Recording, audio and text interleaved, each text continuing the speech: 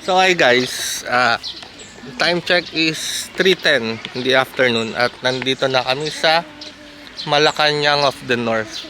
So ito yung naging bahay bakasyonan ni Marcos Sr. nung term niya pag nandito, pag umuwi siya dito sa Ilocos. Ayan, tingnan natin.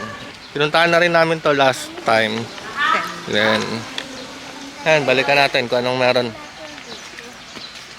Ito yung second floor nung mansion dito. Nakita yung ilog. Ganda.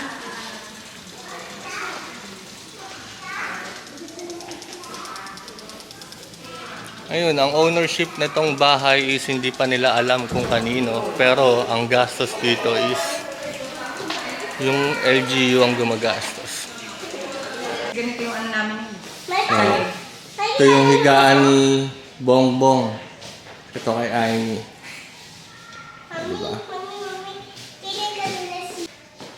So, ito yung master's bedroom.